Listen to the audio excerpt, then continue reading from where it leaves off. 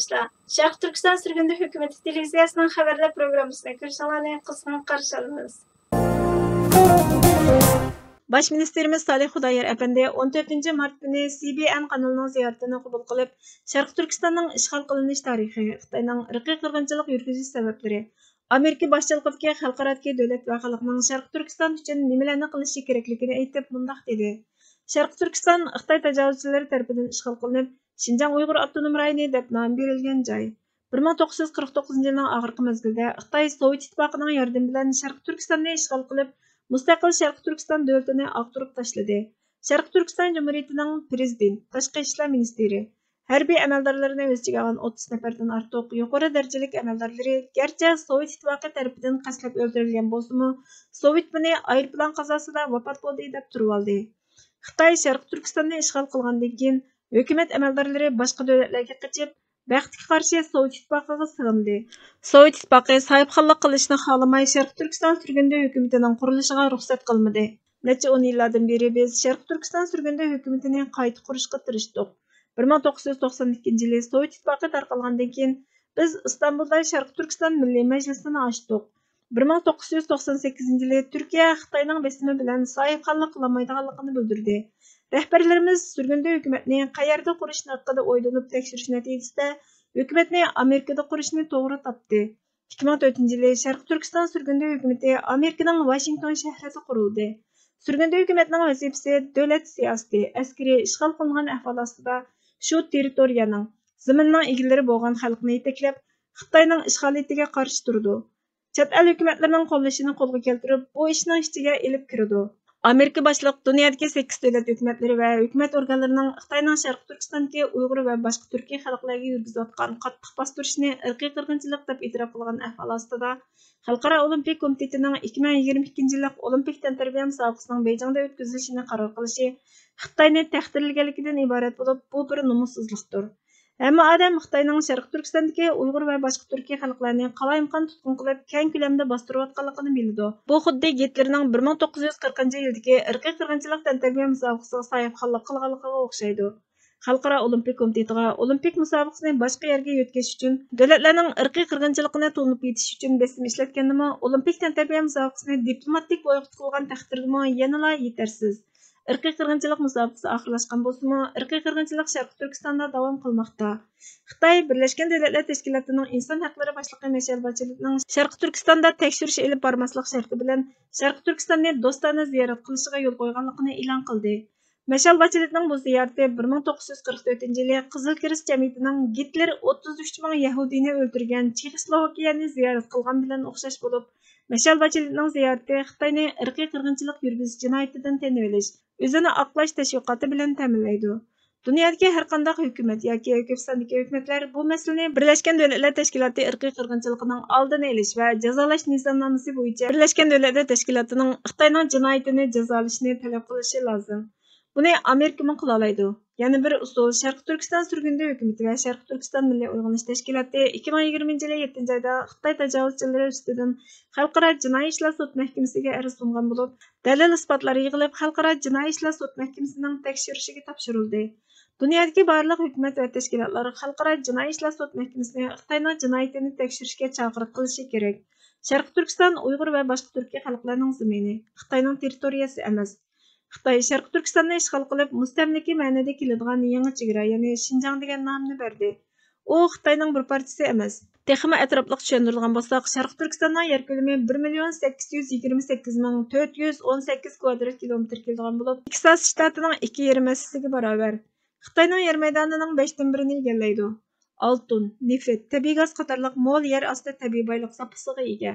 Xitoyning O'rta Osiyodagi turk davlatlari, Pokiston, Rossiya qatorliq davlatlarga tutashtiradigan o'tkal. Bu Xitoyning Şərq Türkiston xalqini 72 yildan buyon mustamlika qilib kelayotganligining yaqinqi yillardan buyonqi trillion dollar ajratib yo'lga qo'ygan bir balvoq bir yo'l qurilishi orqali dunyoga zo'mgarlik qilish maqsadiga yetish uchun Şərq Türkiston zaminining egalari bo'lgan Uyg'ur va boshqa Turkiy xalqini bexatarlikka zo'r tahdid deb qarab, ularning qo'zg'alishi va buni g'arb davlatlarining qo'llashining oldini olishda Xi Jinping boshchiligidagi Xitoy Kompartiya hukumatining davlatini qudrat topqizishga eng oxirgi chorasi. O'tgan 72 yilda biz Xitoy Kompartiyasi bilan hamkorlashdik. Ular bizga soxta avtonomiya huquqi berdi. mustamlaka siyosatini yurgizdi. 1949 yılı bizning nüfusumuz Sharq Turkiston nüfusining 99%dan ko'pragini egalləydi. Hozir 55%ning ostiga tushib qoldi. Sharq Turkiston muzdağning uchi. Biz Xitoy bilan O'rta Osiyo, G'arb dunyosi orasidagi to'siq. Agar Sharq Turkiston tomoman Xitoyga bo'y egsa, Xitoy eng oldi bilan O'rta Osiyoga, andan O'rta Sharq va boshqa joylarga kengaydi. Biz Xitoyga taslim bo'lsak, yolg'iz o'zimizning kelgusi mavjudligimizni nobud qilib qolmay, butun insoniyatning kelgusini nobud qilamiz. Amerika o'tgan yili Xitoyning irqiy qirg'inchiligini e'tirof qildi. Amerika irqiy qirg'inchilikning oldini olish va jazolash kelishimnomasining taqozosi bo'yicha Sharq Turkiston surgundi hukumati va Sharq Turkiston milliy uyg'unish tashkilotining Xalqaro jinoiy ishlar sud mahkamasiga Xitoy ustidan sungan arzini qo'llashi, xalqaro adolat sudida parallel da'vo etishi, Xitoy inkor qilgan taqdirda Birlashgan Davlatlar Tashkiloti bexatarlik kengashining kun tartibiga elib kelishi, boshqa davlatlarni buningga da'vat qilib birlikda hamkorlashishi, Tibet bilan o'xshash muomala qilishi lozim. Tibet ishg'ol qilinib 1 yildan keyin Sharq Turkiston ishg'ol qilindi. Sharq Turkistonga o'xshashla Tibetning nomi Shizangga o'zgartirildi. Amerika Tibetni besilingan davlat deb e'tirof qildi. Amerikadagi mayli hukumat organlari bo'lsin yoki axborot vositalari bo'lsin, Tibetni Xitoy qo'ygan nom bo'yicha Shizang deb atamaydi. Nurg'un amerikaliklar 1940 yildan ilgari Sharq Turkistonning mustaqil davlat ekanligini bilmaydi. Amerika Sharq Turkistonda elchixona ochgan.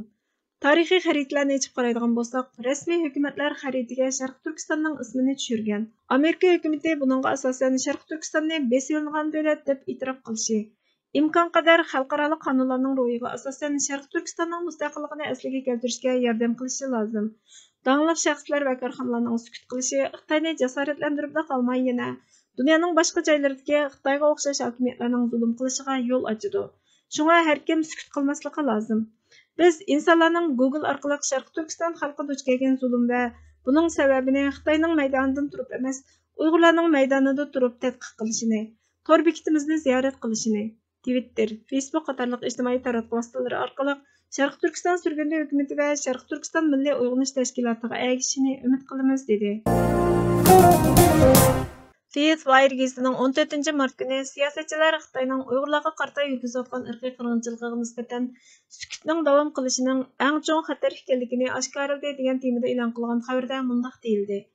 Rossiyaning Xitoyga tajovuz qilishi natijasida xalqarodagi davlatlarning Rossiyadan aloqasini uzgan va yana Putin yaratgan xalqarалық andishiga qayg'urayotgan ahvol ostida Xitoy Rossiyani muhim strategik sherik deb atadi. Rossiya Ukrainaga tajovuz qilgandan keyin Xitoydan iqtisodiy va harbiy yordam talab qildi. Xitoy Rossiyaning tajovuzchiligini ayblashni ochiq-oshkora rad qilgan bo'lsa-mu, har ikki tarafdan o'zini qochirdi. Bu qarim-qarshiliklar ichida Xitoy va Rossiya o'xshash ayblashlarga duch kelganlikdan iborat bir haqiqat bor bo'lib, garchi hozirgi kun tartibining sirtida qolayotgan bo'lsa-mu, Xitoyning vahshiyligi Birlashgan Davlatlar Tashkiloti, Amerika va boshqa davlatlarning andisini qo'zg'ab tekshirish xavfida qoldi.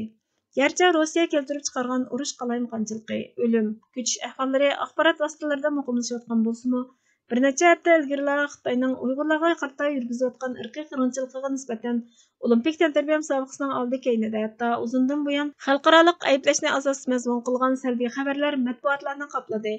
Dunyo diqqatini Rossiya va Ukrainaga markazlashtirgan ahvol ostida Sharq Turkiston surgundi hukumatining bosh ministri Salih Xudoyor Xitoyning Sharq Turkistondagi Uyg'ur va boshqa turkiy xalqlarga yurgizayotgan irqiy qirg'inchilikni davomli yo'ritib kelayotganlarning biri. U Xitoy Xinjiang deb atalgan Sharq Turkistonga vakillik qildi. U yaqinda Sharq Turkistonning tarixini va Sharq Turkiston surgundi hukumatining maqsadini Faith Wire'ga anglatib, Sharq Turkiston şu an Xitoy tarafidan ishg'ol qilingan bir davlat. Xitoy 1949 yili Sharq Turkistonni ishg'ol qilib, mustaqil Sharq Turkiston davlatini yiqitdi dedi. Salih Xudoyor Sharq Turkistonning sirtidagi Sharq Turkistonga vakillik qilgan bir rahbar. U Sharq Turkiston surgundi hukumatining o'rnining Washingtonda ekanligini aytadi. Hukumat rahbarlarining Xitoyning kontroli ostidagi Sharq Turkistonda mavjud bo'lishi mumkin bo'lmagan chet eldagi demokratik usulda saylangan Sharq Turkiston va uning xalqiga vakillik qilgan bu hukumatda bosh ministr Salih Xudoyorga o'xshash Sharq Turkistonga vakillik qilgan rahbarlarni saylab chiqqan parlament mavjud. Salih Xudoyor 2022 yilda qishliq Olimpik tantariya musobaqasining Beijingda o'tkazilishdek nomussiz qarorni ayblaganlarning biri. U Amerika başlıq dünyadakı 8 devlet hökumətləri və hökumət orqanlarının Xitayning Sharqi Turkistondagi Uyg'ur va boshqa Turkiya xalqlariga yurgizayotgan qattiq bostirishni irqiy qirg'inchilik deb e'tirof qilgan ahvol ostida Xalqaro Olimpik komiteti buni bilib turib 2022 yillik Olimpik tantarbiya musobaqasining Beyjingda o'tkazilishini qaror qilishi Xitoyni mukofotlaganligidan iborat bo'lib, bu bir nomussizlikdir. Xitoyning keng ko'lamda tutqun qilish, nazorat qilish va vahshiy harakatlari haqiqat. Gerçi Amerika ve başka devlet diplomatik boykot qilgan taqdirdami bu yeterli bo'lmaydi. Irqiy qirg'inchilik musobaqasi oxirlashdi, ammo Xitoy Sharq Turkistonda irqiy qirg'inchilikni davomlashtirmoqda dedi. Salih Xudoyor Amerikani Xitoyning Sharq Turkistondagi Uyg'ur va boshqa Turkiya xalqlariga yurgizayotgan zulmidan javobgarlikka tortishni umid qiladi. Buni qilishning bir yo'li masalani Birlashgan Davlatlar Tashkiloti bexatarlik kengashiga topshirish. Gerçi Xitoy buni inkor qilgan taqdirdami, bu usulni diqqatga olish lozim. Xitoyga besim qilishning boshqa usullarimi bor. Tunilgan shaxs va o'rinlarning Xitoyni ayblashining unumning bo'lganligini, sukutning uzunga so'zilishining, bu zulmning Xitoy va uning kompartiyasidan o'qib, dunyoning boshqa joylariga kengayishiga sababchi bo'lganligini aytib, yolg'iz Xitoyni jasoratlantirish bilan qolmay, dunyoning boshqa joylaridagi Xitoy hokimiyatiga o'xshash hokimiyatlarni ilhomlantirdi dedi. O burunla o'lgan edi. Abduri Yahya. Dumbisiga ig'ir so'mka asqan iskelet. Ümidsizlikni yanjib tashlaydi. Chig'ir yo'lning oxiri ko'rinishga boshlagan daqiqasidimi?